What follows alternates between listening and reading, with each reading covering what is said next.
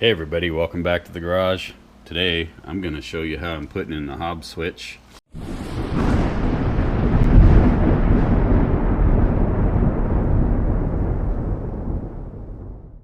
Alright, so I decided to put the Hobbs switch here. This is a 4 Innovations 5 PSI.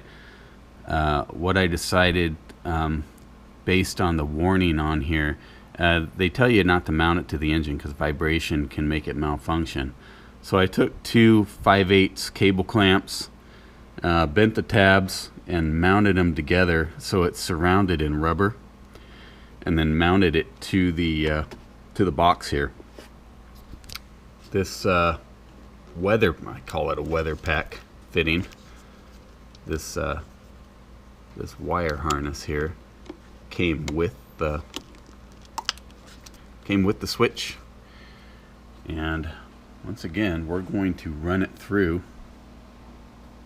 the air box because we're going to run right up the side of the car and right into where the fuel pump and the relays or the controller. I haven't quite figured out how I'm going to do that yet. So we went over to the local auto parts and got some 1/4-inch loom, and I wrapped all the wiring in it because I want to save as much loom as I can. And I put this little plug on here, and I'll show you where I got that from.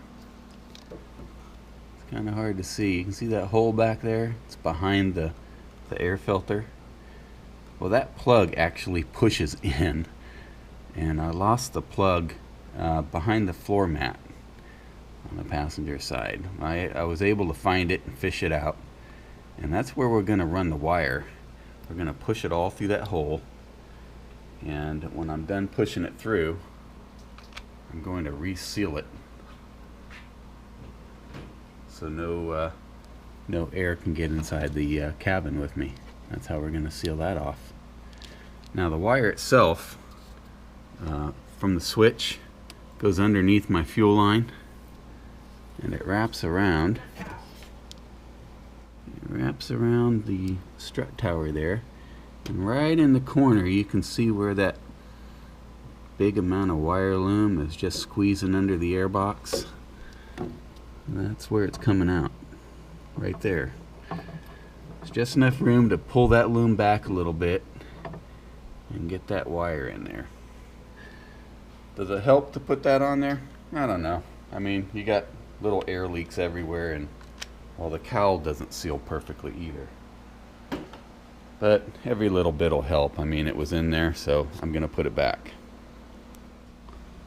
So underneath the dash, just right up here, up in the top, this little button just unscrews, pushes back on, but unscrews to come off. And so I took off the kick panel here, and also the panel on the floor. They just pull out. They're really easy. Some of my other videos I show them, but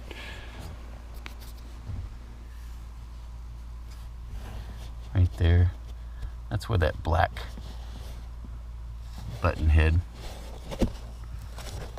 So there's actually a very thick mat under here. You're not going to be able to just move this out of the way,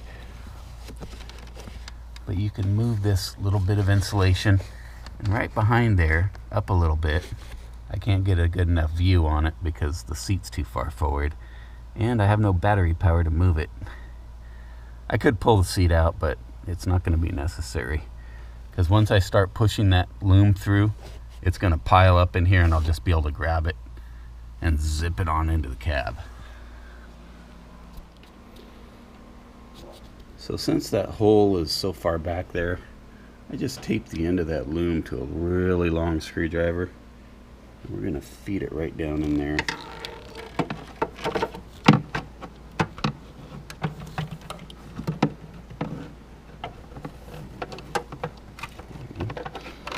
I'm just going to push that screwdriver in and go fetch it from the inside.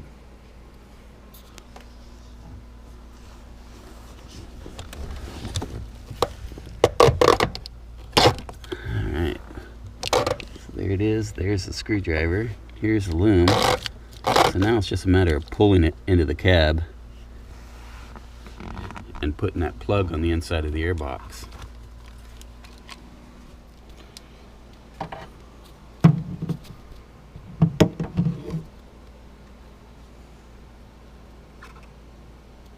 Okay, so alright, we got the plug back in and the wire's just laying in there. Everything's nice.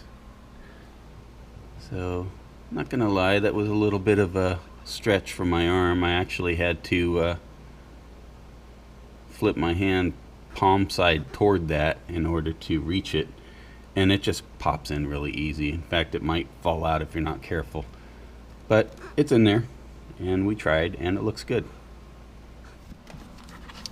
I went ahead and started tucking it underneath this cable guide, lack of a better word, underneath the carpet all the way down at the bottom to keep it good and out of the way so it can't get any pressure on it from feet. I'm gonna tuck that down in there. Even though this is just a ground, I still don't want it grounding all the time by wearing through and having that pump come on constantly. So this is just another added layer of protection. Probably gonna have to take this out to get to my fuel pump control module anyway, because I'm probably going to be removing the booster pump. I don't think I'm going to be using that.